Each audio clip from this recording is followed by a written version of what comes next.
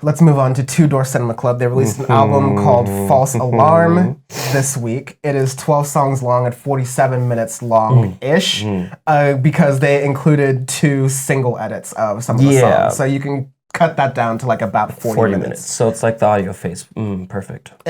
Pretty much every album we've been reviewing, like proper album has been... Especially this week, everything has been... Or sorry, well, month. Yeah, it's been on point.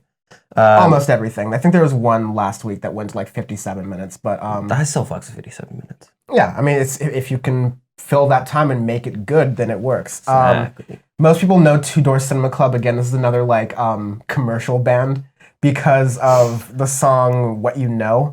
I mean, they've made a lot of damn good music over the years. They definitely have. You know, something good could work. Undercover Martin. They've made a lot of good music, but those are kind of the tracks that people will know because they'll be played in commercials or other things, but like they were very big in indie. They were one of the big like acts to come into the mainstream out of the indie scene itself, but kind of stay true to themselves as artists. Because a lot of other artists who come out of that indie kind of, you know, they hit a mark, they sign a deal, and then sell out hard. Cough, cough. Like 30 different artists, but I won't go there because that'll make me mad. Later. This though, it's fucking good. Holy shit, this is a really good album. I was pretty pleased with this. There's a couple songs that actually reminded... Well, there's these 2 albums. The next album we'll get after this. Something that I've noticed in the alternative / indie scene is they're having a big 80s comeback in a way. They're doing a lot of 80s themes, 80s sounds, which I absolutely love. And they did that in this one, and there's a couple songs that remind me of Gorillaz tracks as well. Oh, absolutely. And this, so I can't remember which one it is. To me, it's Satisfaction Guaranteed, which reminds me, like, they just like made Lake Zurich better. Like they just completely improved it. They added lyrics. They honestly changed the flow of the instrumentation. Was it so many people that at like the last minute just had somebody speaking over the track, and it sounded like something Gorillaz would make. I feel like it, yeah. I can't remember which track it was.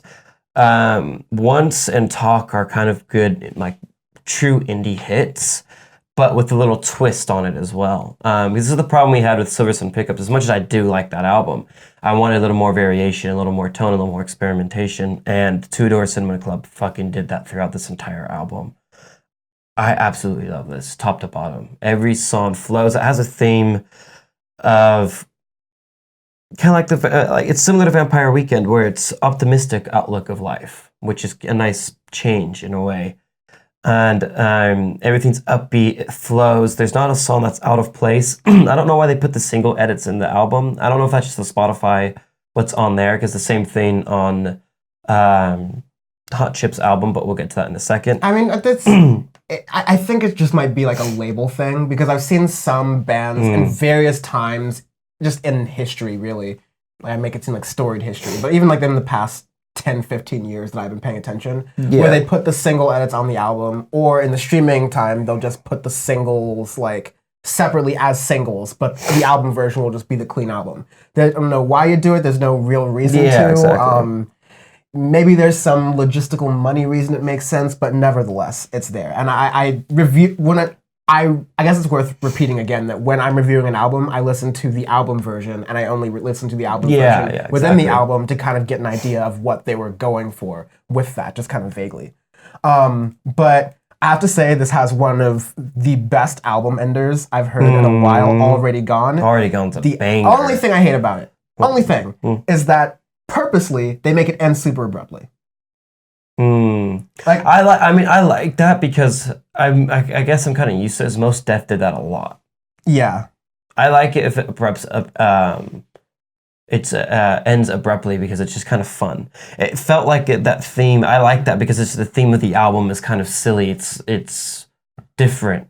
Yeah, Two Door Cinema Club has always been an upbeat, fast band, and I definitely appreciate that. I definitely appreciate that Gorillaz is influencing artists now. It's very clear in this generation of musicians, and yeah, they thoroughly did a really good job here. I'm definitely pleased. I would put this, a couple of these songs made it into the Audioface Song of the Summer playlist, which will be releasing soon. And this is going to be like one of the Album of the Year contenders. Definitely. It's just really clean.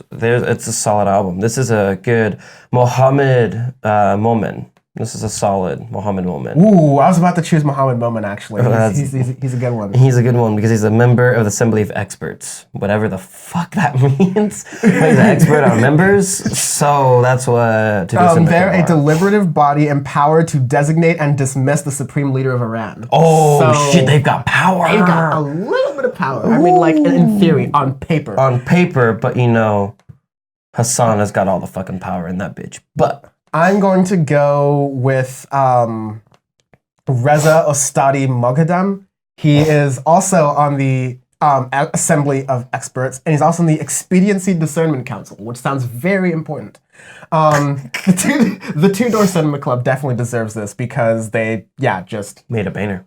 It's absolutely great. I'm going to be listening the fuck out of this for the summer and for some time to come.